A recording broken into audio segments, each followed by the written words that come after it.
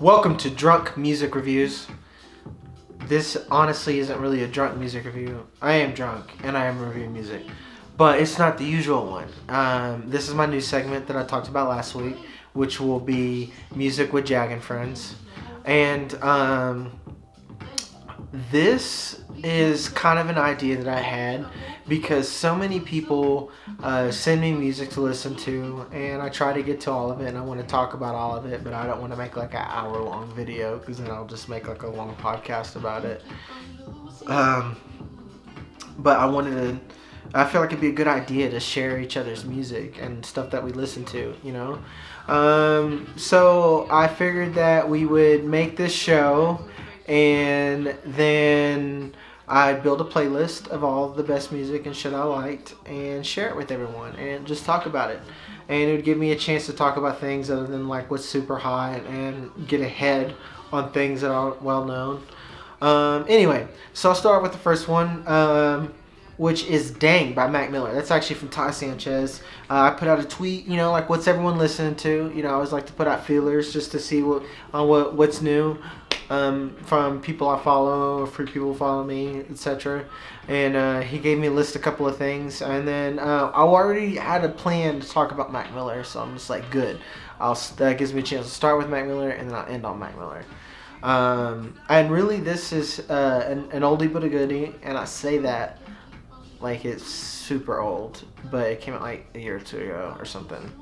Whatever. Anyway, it was back when Anderson .Paak first, like Malibu, around that time Malibu had hit, and everyone had Anderson .Paak as a feature. Honestly, I think out of that trend, Mac did the best, him and Damo Genesis, but I'm biased. Anyway, I love the beat, funky beat. This is like a top 10 Mac song for me, which is weird. It's like a top 10 Mac song, but it's on probably my least favorite Mac project, even less than Blue Slide Park, because Blue Slide Park has a lot of nostalgia for me.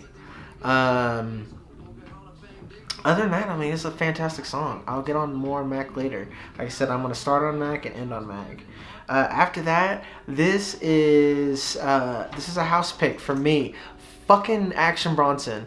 I'm super excited, like beyond excited about this album, because it's his first album where he's not going to be signed with Atlantic Records, so it's going to be more like what Blue Chips 1, Blue Chips 2, Rush Chandeliers, where, you know, it's just him making a creative project. Granted, like Blue Chips 7000 was pretty good as far as his albums go. It's by far, I think, his best album, not so much his best project. But Mr. Wonderful wasn't there. Sob Stories is a little EP he did with Harry Fraud. It was alright. It had a couple of bangers on it, but it by far wasn't his best one. So with this, like he even painted the cover art himself. So I'm interested in seeing what it's gonna be like. This current song, White Bronco, the title track, it is a very clean beat, a nice East Coast rhythm, and then those buttery bars that Action Bronson gives us. It's a nice little taste, and I'm almost dangerously excited for this album, because if it's not good, it's gonna break my heart. Anyway, next one is almost a house pick. I'd say it's like a pseudo house pick.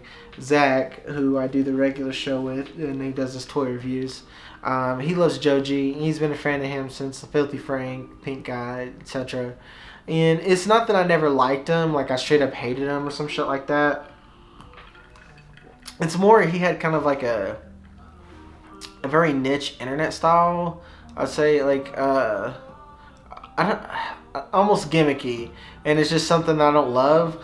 And then I fucking heard this song. Like he told me, like, Joji came out with this song. I'm like, alright, you know, whatever. And like now I try to listen to everything, regardless if I like it. You know, I try to always hear something to try to get music so I can tell you guys. And then I heard this, fucking blew me away.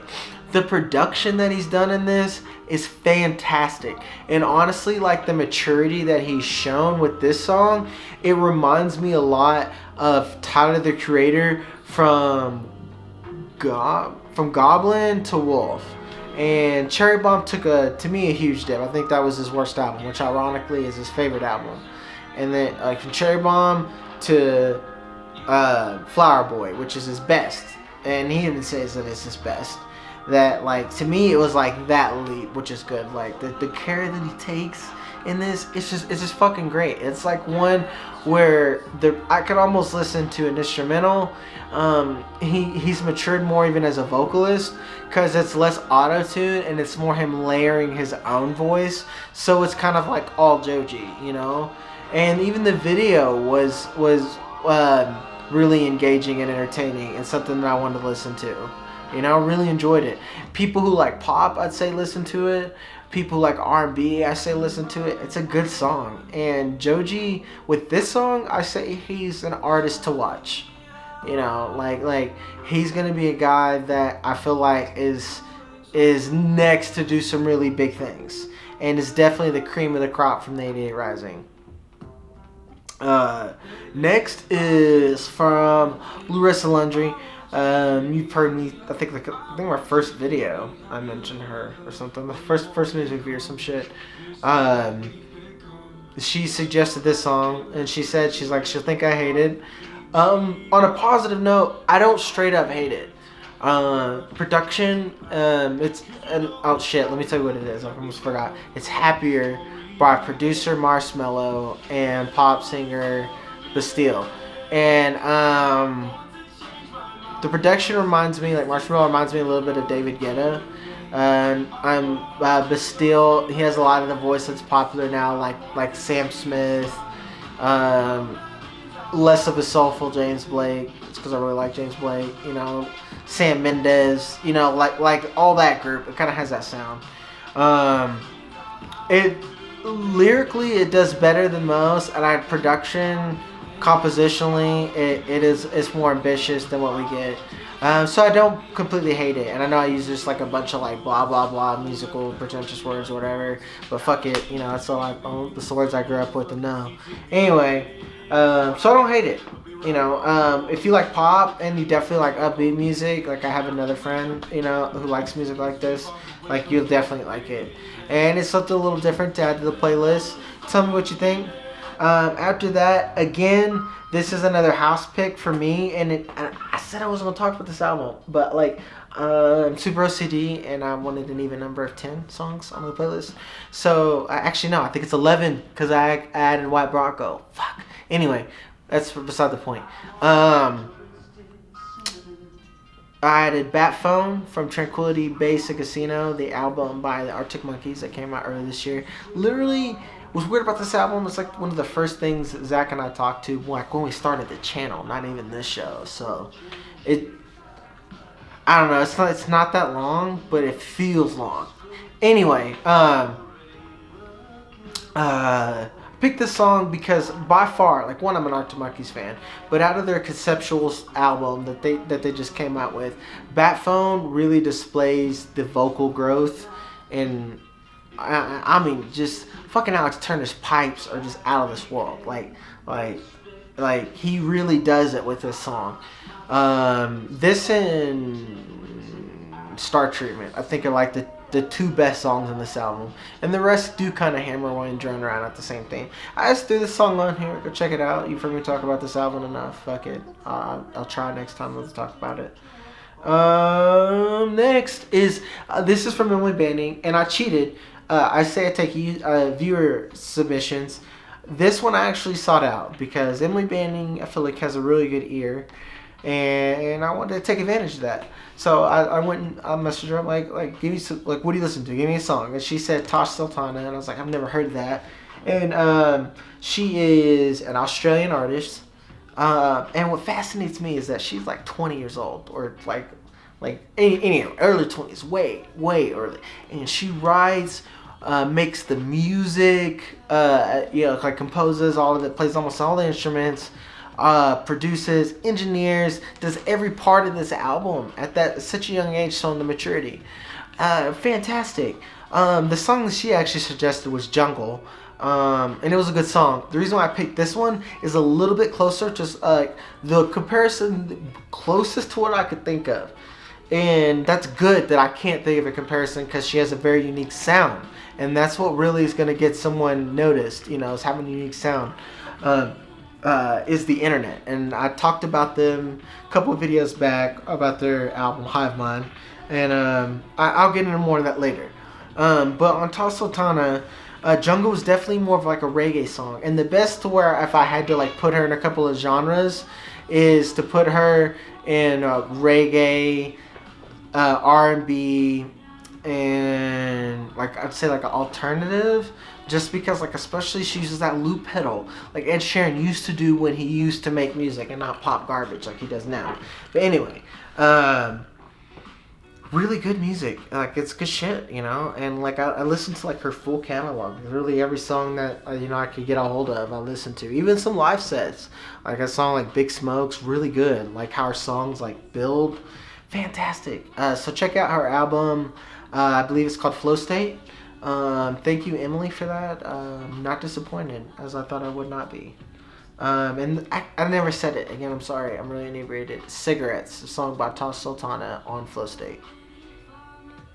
Next, Parker got a hold of me, and I know of him. He's you know, like he's a rock country. Really digs acoustic sets. This is John Moreland. Lies I Chose to Believe. He said he was listening to song 359. Good song. I believe that was straight acoustic. And with him, you know, one reason I started doing this is to this specifically was another excuse to listen to stuff other than like hip hop, because that's what's hot right now. When I listen to an artist, the first impression's always huge, obviously. But I never just listen to the song suggested.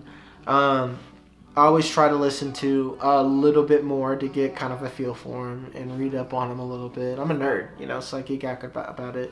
John Moreland's from Tulsa, and that's what intrigued me most. Fucking pure country, you know, and really relies on minimalistic sounds. Like a lot of his local stuff, it would be acoustic, like I mentioned before. And really, the best thing I could say about him to describe him as a country purist, he relies a lot on old school styles of country and doesn't shy away from really putting time into his lyrics to where it's not generic bro country like you get with Luke Bryan and I even say like Jason Aldean, like the pretty boy country people. He even has like even more upbeat music. Even though I don't love this song, some might like it'd be a good dancing song. It's Salisal Blue, and this was kind of like touched me a little bit. That was a weird way to say that. Fuck. It hit home for me because like literally like Salisal is like 30 minutes from where I grew up. So good artist, especially if you like country. Next, I am moving on to Cassie McClendon. She suggested that I cover Red Dirt music, and I try to again. She gave me the idea that if I'm really gonna, you know, do this, that I need to listen and talk about all kinds of music.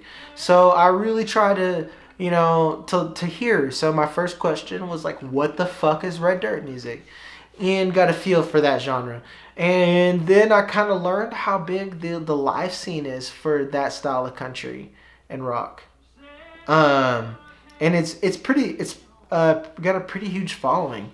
And it's something that I should cover, and especially like with YouTube and the internet, it's something that we're not talking about as much as we are talking about hip hop, and that's everybody's fault.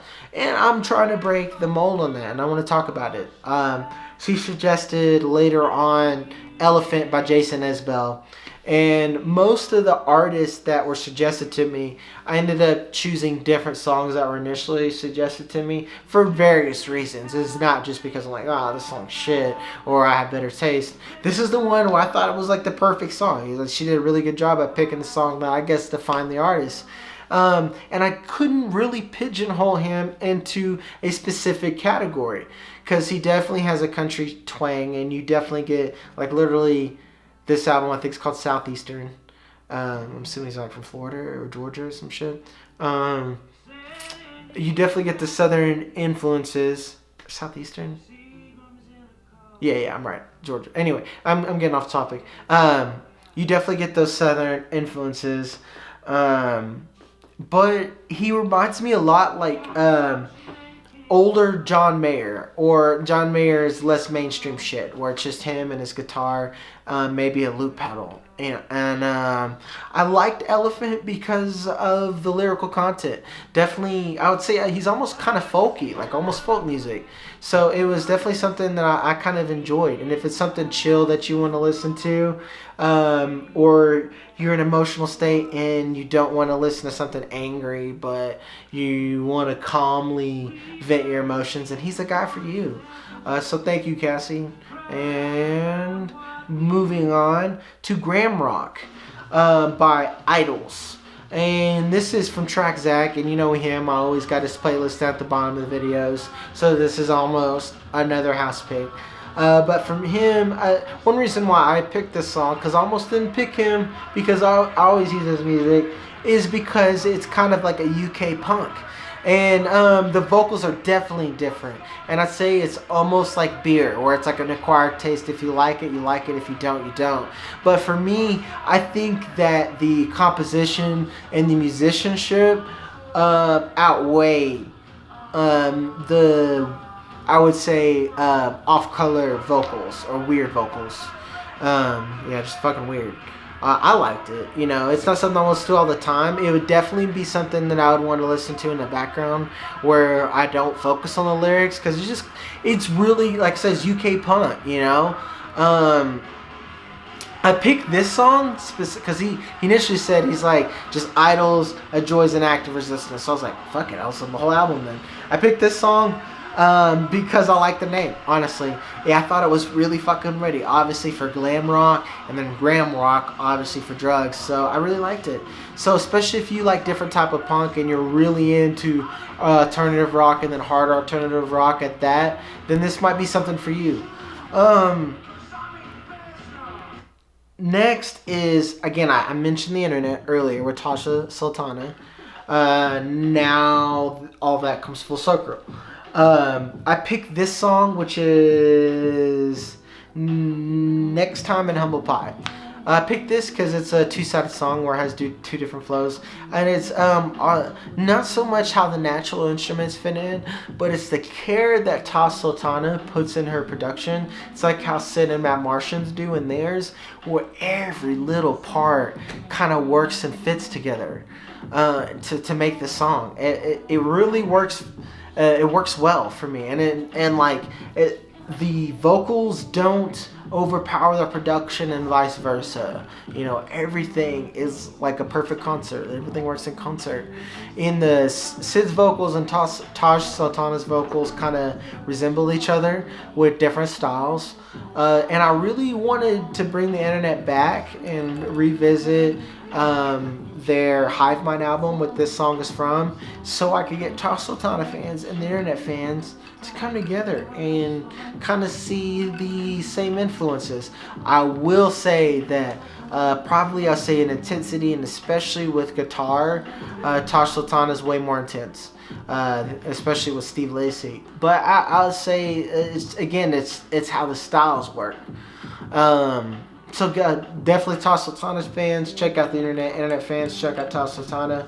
Tell me what you think. You can say like, fuck it, this dude, these doesn't know shit. They don't sound anything alike.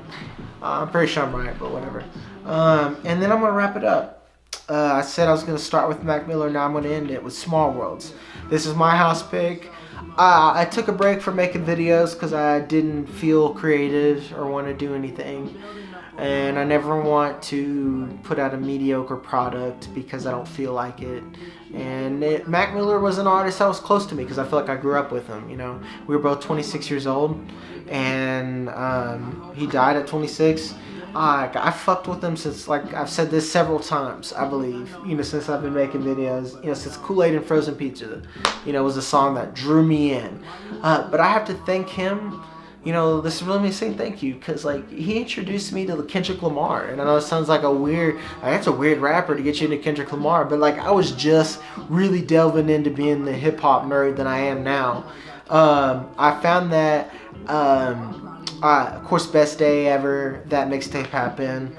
He came out Blue Side Park, but Macadelic. Like Macadelic, like I like Blue Side Park. I loved like The Best Day Ever and all that. Macadelic, I was like, this dude is the shit, and he's gonna make a fucking name for himself. Fight the Feeling came out, and Kendrick Lamar had that feature, and then I listened to Section 80, then Overly Dedicated, then he came out with Good Kid, Mad City. I was fucking hooked. And then he did so many other features, you know. He does show Childish Gambino. This is like a duo that's like super niche that like very few people know, but like Chitty Bang he did a feature with, Absol. I could go on. Like I don't think there's a rapper he had beef with, you know. Then he came out with Watching Movies with the Sound Off. That's probably my favorite album of his that he actually brought out as an actual album. And I fucking loved it, you know. And I kind of, one reason what really fucked me up when he died is like I really liked his music. Obviously, kind of like the Beatles. Like you can tell like when the drug influence happened, and I like that music. I'm like, man, like maybe my fandom kind of contributed to this. And I'm not trying to play like it's like survivor's guilt or any shit like that or make it about me, but I'm just being honest. I'm just a dude who's drunk talking to a camera, and that's what it made me feel. And I'm just a huge fan. Macadelic came out, Watching Movies came out. I don't know if anyone knows his more experimental music, like we came out with Larry Lovelace, and he had like a jazz album. Then after that, on Halloween, he had a surprise mixtape under Delusional Thomas, and it was kind of like a throwback to Madlib and his Quasimodo, where he came out with this grimy ass dude with a voice filter. Some might get annoyed with the vocals because of that voice filter, but he just gave weird lyrics and great production that he did himself. And honestly, with the Larry Lovelace jazz mixtape and Delusional Thomas, those two things, like this is a dude who's not just a rapper, but like a musician who loves music. Then I believe Good AM. I forgot that album. Good AM came out. I loved Cut the Check. That album was like alright to me. There's some good things. Definitely like that album better than The Divine Feminine. Again, Dane came out. Fucking love that song, and it gave me such high expectations. That's why I'm worried about White Bronco, by the way. It gave me such high expectations that Divine Feminine let me down. The Weeknd was okay on that album. Holy shit, I forgot my favorite project, which is Faces. I was just like, I know, like, I'm missing something. That album was fantastic because I felt like his best partner, like collaboration with, was Earl Sweatshirt, and I know I'm a huge Earl Sweatshirt fan, so I know I might be like 1,000% biased. But like Polo Jeans was a great song, but it's his other features here, like Rain with Vince Staples on that mixtape, Wedding and Funeral. Funeral is my favorite song, one of my favorite songs on there. San Francisco is a great song. Here We Go was great. Like it started with the bang and it ended, and like everything that he did on that mixtape was fucking fantastic. And it was long. Like I fucking bitch about long albums now. What he did with that mixtape, I didn't give a shit that it was 20 songs long. It was great. And then he gives us with a gym. He leaves us with a fucking gym with swimming. And like Small Worlds is a great song, and I talked about it. And then I'll end on this. You know, thank you, Mac Miller, for making music, for being a person who loves music, and then making music for people who love listening to it, and giving me the opportunity to talk about one more project. You know, and it sucked. We lost a good one. You know. So I'm gonna end on that. Tell me what you think. Tell me your favorite Mac Miller song, your favorite Mac Miller project. Suggest more music for the next playlist that we do. I don't give a shit what it is. Just tell me what you like, and we'll go from there. My name's Jag, as always. Like, subscribe, and I'll see you next week. And I love you. The world is so small till it ain't. Yeah. I'm building up a wall till it break. She hate it when I call and it's late. I don't wanna keep you waiting.